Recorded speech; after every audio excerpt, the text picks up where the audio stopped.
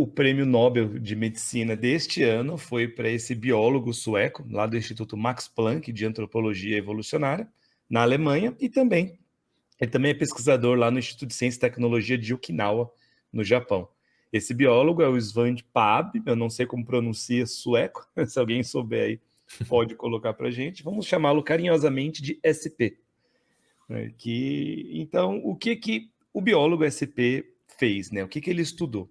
Quando a gente diz que ele ganhou o Nobel, né, a gente acha que dá a impressão que ele fez as coisas sozinho, né? Como faziam os cientistas lá 200, 300 anos atrás. Mas, na verdade, ele liderou um departamento todo do laboratório dele focado em estudos sobre os genomas de hominídeos extintos e como que isso pode ajudar a gente a entender a nossa própria evolução. Então é muito legal porque normalmente quando a gente trabalha com animais extintos, né, eu que sou paleontólogo, a gente não tem acesso ao genoma desses animais. Normalmente a gente não faz a menor ideia de como que é o DNA desses animais. Apenas fósseis muito recentes, e para paleontologia, né, tem que ser de 100 mil anos para cá, isso para a gente é super recente. Só esses, às vezes, estão preservados num permafrost, estão preservados congelados e nos permitem acesso ao DNA para ser estudado. Então, ele liderou estudos que buscavam entender melhor como que era o genoma de outras espécies humanas, além da nossa. Então, o trabalho de pesquisa dele foi entender as diferenças genéticas para saber o que no nosso DNA torna a gente Homo sapiens, que é a nossa espécie, e o que tornava o Neandertal, Neandertal, o que tornava o Denisovano, um Denisovano, essas outras espécies também. Então, ele criou uma nova área do conhecimento, que é a paleogenética. Ele que Legal. liderou pela primeira vez esses trabalhos de genética com espécies extintas há muito tempo já. E esse prêmio, então, vem por conta das implicações dessa pesquisa dele para a nossa saúde. Então, primeiro, quais foram os grandes avanços que ele fez? Foi graças ao trabalho desse cientista, ele sequenciou o genoma do Neandertal, que é o nosso parente mais próximo, né? Ou talvez, se os denisovanos forem uma espécie nova ou não, pode ser um dos dois parentes mais próximos nossos.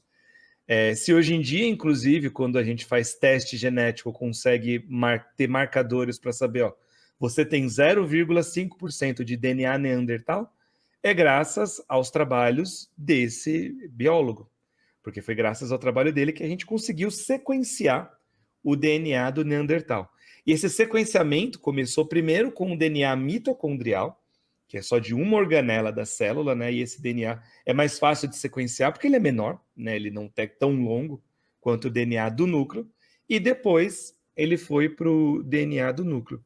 E graças a esses trabalhos, ele conseguiu determinar, por exemplo, que Homo sapiens e Homo neanderthalenses tiveram hibridização, porque ele conseguiu reconhecer genes que Que é são isso? típicos de Neandertal no nosso. O que isso significa? Que a gente não apenas competiu com o Neandertal e levou ele à extinção por competição. A nossa espécie cruzou com a espécie do Neandertal.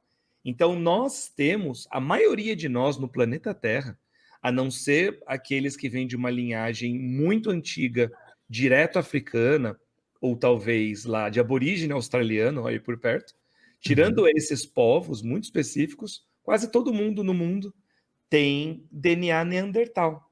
Porque nós temos um tataravô lá atrás que era neandertal também, ou uma tataravó que também era neandertal. E através disso é possível pegar, por exemplo, genes que estão ligados a alguns traços específicos.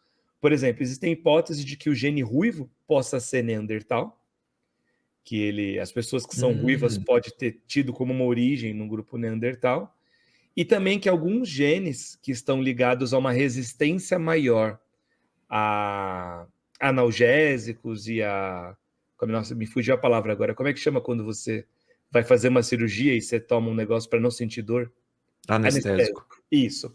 E alguma resistência a anestésicos também. Tem pessoas que têm resistência natural, precisam tomar doses maiores. Possa ser ligado a genes neandertais também. Que legal. Legal. Não sabia não, essa questão dos ruivos. talvez faça sentido a aparência. Não sei, porque o Neandertal tinha um cabelo mais ruivo, é por isso? Sim, aparentemente, pelo que a gente vê, boa parte dos Neandertais tinham. Eles eram variados, não eram todos ruivos, né? Igual as Aham, pessoas acham que era. Também tinha Neandertal de cabelo castanho, Neandertal de cabelo loiro, mas existia uma predominância ruiva nesse povo. entendi. Então, eles eram predominantemente todos bem claros de pele e muitos deles ruivos também. Entendi, legal. Vamos. E aí, qual que é a relação com medicina, Bruno? Pois Esse- é. Outra relação aqui, né? Esse aqui é um outro povo, né? Além dos Aham, Neandertais, ele descobriu uma possível nova espécie de humano que ninguém tinha detectado antes. Que o pessoal sabia que tinha alguns dentes, principalmente, mas alguns outros ossos também encontrados em cavernas. E só que ninguém sabia exatamente de que tipo de ser humano que era. Então tinha hipótese, não, é Homo sapiens mesmo, é Homo neanderthalensis. Mas de acordo com os estudos de DNA que ele fez, ele encontrou marcadores específicos o suficientes para indicar que possivelmente se trata de uma nova espécie, que são os denisovanos. E olha só, esses, essa não apareceu no vídeo da evolução, né? Essa é essa não mais. Porque apareceu, ainda está em discussão. exatamente, exatamente, não tem o martelo batido ainda. Uhum, Os denisovanos, se existirem mesmo como uma espécie, eles são mais próximos do Neandertal do que da gente. uhum, Então, você teria duas espécies ali mais euroasiáticas, o Neandertal mais para a Europa e os denisovanos mais para a Ásia, e o Homo sapiens mais africano mesmo. E ele foi descoberto a partir do DNA desses ossos e desses dentes, principalmente. E aí é entendi. interessante que ele também encontrou marcadores de denisovanos em várias populações de aborígenes australianos e também de populações lá no Tibete, porque ele identificou que existia um gene específico nos denisovanos que era um gene muito útil para aumentar a sua eficiência na respiração. Então, os denisovanos tinham esse gene que aumentava muito a eficiência, a troca, né, transformação de oxigênio em gás carbônico. Então, isso foi uma grande vantagem para as populações que vivem em regiões com altitude muito alta. Como, por exemplo, o pessoal que vive lá no Himalaia, lá no Uhum. Tibete, por exemplo. É uma grande vantagem evolutiva você precisar respirar menos e ficar menos ofegante para quem vive em regiões mais elevadas, porque a eficiência respiratória desse gene está ligado com essas populações. Então, essas populações tradicionais do Tibete e de alguns aborígenes australianos também cruzaram com denisovanos e também carregam o DNA deles até Agora, hoje. engraçado, porque a aborígene australiana não teve essa questão da altitude relacionada, né? Eles são, assim, dá para saber se os tibetanos são mais antigos que os aborígenes australianos? Você sabe um pouco dessa questão de migração? Porque é um negócio muito interessante aqui, né? A Austrália é uma ilha gigantesca.